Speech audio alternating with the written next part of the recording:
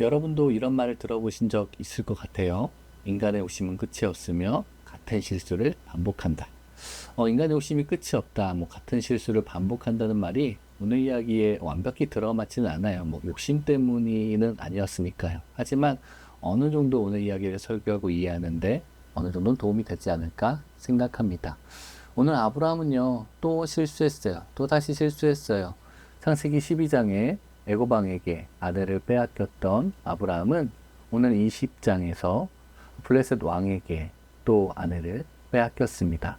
물론 아내를 빼앗아 간 사람들이 문제겠죠. 아내를 빼앗아 간 왕들이 물론 제일 나쁜 사람이겠지만 분명한 건 아브라함도 너무나 큰 실수를 했습니다. 두 가지 상황 모두 아브라함이 똑같이 사라를 누이라고 거짓말을 하고 속였기 때문입니다. 오늘 아비멜렉 왕도 말합니다. 아비멜렉이 그 여인을 가까이 하지 아니하였으므로 그가 대답하되 주여 주께서 의로운 백성도 멸하시나이까.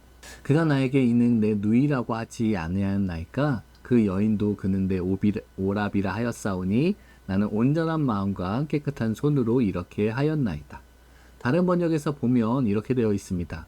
그들은 분명히 서로 온누이라고 했습니다. 저는 조금도 마음에 걸리는 일은 하지 않았습니다. 제 손은 깨끗합니다. 아비멜렉은 이렇게 말하는 거죠. 나는 당연히 여동생인 줄 알았습니다. 저는 아내인지는 알지 못했습니다. 그래서 했던 일입니다. 라고 말하는 것이죠. 또 오늘 말씀 보세요.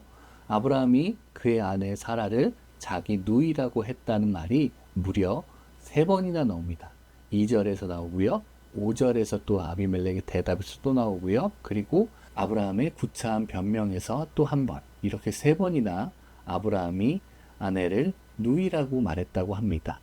이 모든 것이 결국엔 아브라함의 잘못이었음을 성경은 이야기하고 있는 것입니다. 사실 창세기 12장에서 애고방에게 아내를 빼앗겼을 때는 좀 아브라함의 변명을 좀 할 수 있잖아요. 아브라함이 아직 하나님을 잘 모르니까, 하나님의 은혜를 잘 경험하지 못해서 아직 아브라함이 믿음이 없어서 라고 변명할 수도 있겠죠. 하지만 지금은 어떻습니까? 아이를 낳기 직전입니다. 특별히 이삭을 낳기 직전입니다. 지금까지 하나님께서 얼마나 많은 모습으로 아브라함을 지키셨고 구원하셨습니까? 수많은 위기 속에서 하나님이 아브라함을 지켜주셨습니다. 아브라함이 하나님을 믿은 지도 벌써 24년이 되었습니다. 그런데도 아브라함은 왜 이렇게 실수를 했을까요? 또한 조금 이해가 되지 않는 것은 지금 아브라함이 있는 곳은 그랄입니다. 애굽만큼 큰 도시가 아니라 블레셋 지역의 시골의 아주 조그만 도시 그랄에서 자기 목숨 때문에 이렇게까지 두려워하고 이렇게까지 거짓말하는 아브라함의 모습은 참으로 놀랍고도 참으로 안타까운 모습입니다. 그가 진정 하나님을 믿고 신뢰하고 있는가 하는 생각마저 듭니다. 그러나 한편으로 생각해 봅시다. 우리도 아브라함처럼 같은 실수를 반복할 때는 없는지요? 이제는 나름 믿음이 성숙했다고 스스로 말할지 모르지만 그럼에도 아브라함처럼 전에 했던 실수를 똑같이 반복해서 했던 적은 없는지요? 똑같은 실수로 인해 오늘 아브라함처럼 곤경에 처한 적은 없는지요? 그렇습니다. 처음에 저는 이 말씀을 보다 보니까 이런 의문이 들었어요. 왜 굳이 하나님이 이 장면을 성경에 기록하셨을까 하는 의문이 들었어요. 시기가 좀 다르긴 하지만 결국 똑같은 장면이잖아요. 장소와 시기가 좀 다를 뿐 똑같은 실수의 장면인데 하나님께서는 기록하지 않고 생략하실 수도 있지 않았을까라고 생각했습니다. 그렇게 생각하면 어쩌면 믿음의 조상인 아브라함의 부끄러운 실수도 조금이나마 가려질 텐데요. 그런데 오늘 아브라함의 똑같은 실수가 기록된 이유가 있습니다. 성경은 아브라함이 얼마나 연약한 존재였는지를 보여주는 것입니다. 아브라함이 믿음의 조상이 될 수 있었던 것은 아브라함이 특별한 것이 아니었습니다. 오직 하나님의 은혜였습니다. 선하신 하나님께서 연약한 아브라함을 믿음의 조상으로 세우셨습니다. 2번이나 이렇게 큰 잘못을 반복하는 사람, 같은 실수를 반복하는 사람, 2번이나 같은 거짓말로 아내를 빼앗기는 사람, 그런 아브라함의 연약함을 아시면서도 하나님은 아브라함을 믿음의 조상으로 부르신 것입니다. 여기에는 오직 하나님의 은혜만 드러납니다. 우리의 실수까지도 용납하시고 덮어주시는 은혜, 아브라함을 끝내 믿음의 조상으로 세우신 하나님이 대단한 것이죠. 여러분 한번 생각해 보십시오. 혹시나 오늘 말씀을 들으시는 분들 중에 이 자리에 계신 우리 여성분들, 우리 여러분들에게 아브라함 같은 이런 남편 어떠십니까? 좋은 남편입니까? 위기의 상황이 생기면 자기만 쏙 빠지는 남편이요. 남의 편이죠. 네. 가족을 살리기 위해 아내를 데려가려거든 뭐 차라리 나를 죽여라 하는 게 아니라 자기만 살겠다고 여동생이라고 거짓말하라고 가르치는 남편, 거짓말로 자기만 쏙 빠져서 도망치는 남편, 이런 남편 어디 믿고 살만 하십니까? 그래요. 한 번은 그럴 수 있죠. 실수할 수 있다고 쳐요. 그런데 한 번도 아니고 이렇게 두 번이나 거짓말로 인해서 갑자기 모르는 그런 이상한 왕궁으로 끌려간 사라의 마음은 과연 어땠을까요? 돌아와서 사라가 아브라함을 가만히 두었을까요?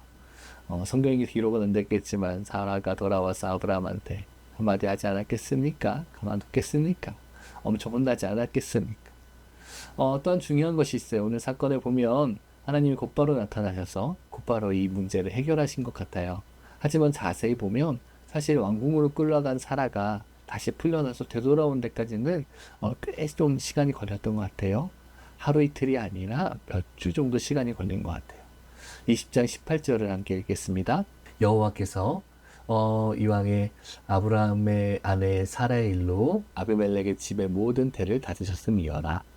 사라가 왕궁에 끌려간 때부터 아브라함이 기도할 때까지 하나님은 아비멜렉 가문에 속한 모든 여성들의 태를 닫으셨습니다.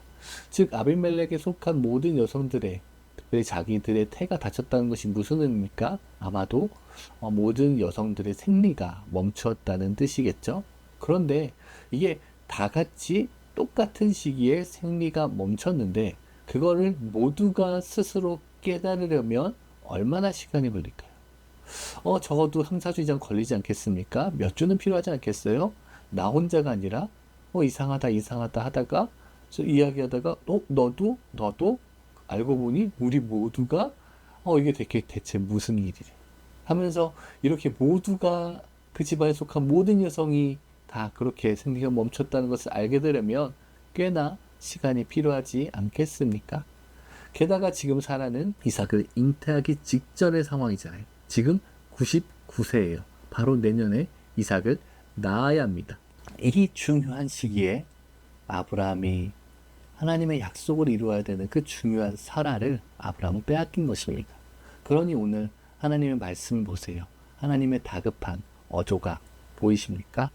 3절에 그 밤에 하나님이 아비멜렉에게 현몽하시고 그에게 이르시되 내가 데려간 이 여인으로 말미암아 내가 죽이리니 그는 남편이 있는 여자임이라. 하나님의 꿈에 또 이르시되 내가 온전한 마음으로 이렇게 한 줄 나도 알았으므로 너를 막아 내게 범죄하지 아니하였나니 여인에게 가까이 하지 못함에 함이 이 때문이니라. 7절에 이제 그 사람의 아내를 돌려보내라. 그는 선지자라. 그가 너를 위하여 기도하리니 내가 살려니와 내게 돌려보내지 아니하면 너와 내게 속한 자가 다 반드시 죽을 줄 알지니라. 이 상황을 종합해 보면 하나님이 어떻게 행동하셨나요? 하나님이 직접 움직였어요. 어떻게 움직이셨어요? 첫째, 하나님이 직접 아비멜렉을 막으셨다고 말합니다. 둘째, 아비멜렉이 여인을 건들 수 없게 하셨습니다. 그리고 셋째, 아브라함의 기도를 듣고 나서야 너를 낫게 해야겠다라고 말씀하십니다. 이 모든 것 세 가지 장면을 종합해 보면 이런 거예요. 먼저는 하나님이 사라가 왕궁에 끌려간 동안 사라를 건들 수 없도록 제일 먼저 아비멜렉을 치셨습니다. 아비멜렉은 어떤 질병을 걸렸고 그것은 아비멜렉의 생명을 위협할 만큼의 질병이었습니다. 그렇게 해서 제일 먼저 아비멜렉이 병들게 하신 거예요. 아비멜렉이 병이 되니까 병 때문에 정말 생명이 위험할 만큼의 질병이다 보니까 병 때문에 여자를 건들 수야 없는 거죠. 데려온 사라를 손 하나 까딱 건들지도 못할 만큼 하나님이 철저하게 막으셨어요. 그리고 두 번이나 말씀하세요. 3절과 7절에서 두 번이나 아비멜렉에게 죽음을 선언하십니다. 네가 안에 있는 여자를 데리고 왔으니 그것 때문에 너는 죽을 거라고. 돌려보내지 않으면 나는 너를 죽이겠다고. 그리고 너와 내게 속한 모두를 죽이겠다고 말씀하십니다. 어쩌면 앞선 12장의 애고방 때보다 하나님은 훨씬 더 강력하게 말씀하고 계시고 훨씬 더 적극적으로 아비멜렉을 막고 계십니다. 왜냐하면 그만큼 지금 사라는 약속의 아이를 낳을 시기, 이삭을 낳기 직전인 아주 중요한 시기였기 때문입니다. 여러분, 이렇게까지 하나님께서 아비멜렉을 몰아붙이시는 이유가 무엇입니까? 사라 때문입니다. 그렇게 갑자기 잡혀간 사라를 지키기 위함입니다. 또한 이것은 이삭을 낳게 해주시겠다는 하나님의 약속을 이루시려는, 하나님의 뜻을 이루려는 하나님의 계획이었습니다. 생각해 보십시오. 그렇게 잡혀간 사라 입장에서 이 모든 상황을 다 알았겠습니까? 그저 잡혀가서 그저 한숨만 쉬고 그저 신세 한탄만 하고 있지 않았겠습니까? 난 또 왜 이렇게 끌려온 건지, 저놈의 남편인지 뭔지, 아브라함은 대체 언제까지 얼마나 날 실망시킬 건지, 그리고 언제 이 블레셋 왕이 들이닥쳐서 나를 건들게 될지, 얼마나 많은 걱정과 불안함 속에 있었겠습니까? 그런데 하나님은요, 사라를 지키셨습니다. 아비멜렉에게 질병을 주어서 막으시고 여인들의 태를 막으시고 하나님은 사라를 그렇게 철저하게 지켜주셨습니다. 게다가 사라는 어쩌면 그렇게 하나님이 지켜주셨다는 그 사실을 몰랐을 거예요. 왕궁에 있을 때는 전혀 몰랐을 겁니다. 그렇게 열심히 데려와 놓고 왜 안 건드리는 건지 이해할 수 없었겠죠. 그렇게 풀려나고 나서야, 그렇게 돌아오고 나서야, 이후에 벌어진 여러 가지 이야기를 듣고 나서야 하나님이 지켜주신 거구나 라고 깨달았을 겁니다. 우리도 마찬가지라고 생각해요. 하나님은요, 우리가 전혀 예상하지 못한 곳에서까지 하나님은 우리를 지켜주고 계십니다. 우리가 잡혀간 그 자리, 우리가 속은 그 자리까지도, 때로는 우리가 그 보호하심을, 그런 하나님의 보호하심을 그때는 모를 수도 있어요. 나중에 깨닫게 될지도 몰라요. 그러나 우리가 그것을 알든 모르든 인지하든 인지하지 못하든 간에 하나님은 여전히 우리를 지키십니다. 여전히 지금도 우리가 생각하지도 못한, 우리가 예상치도 못한 그곳에서까지 하나님은 우리를 지키시고 보호하시는 분이심을 믿으시기를 바랍니다.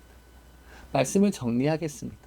먼저는 이 연약한 아브라함처럼 늘 실수하고 똑같은 실수를 하고 또 넘어지는 이토록 부족한 우리를 하나님의 자녀로 삼아주신, 그 은혜로 이끌어주시는 그 하나님의 은혜에 감사합시다.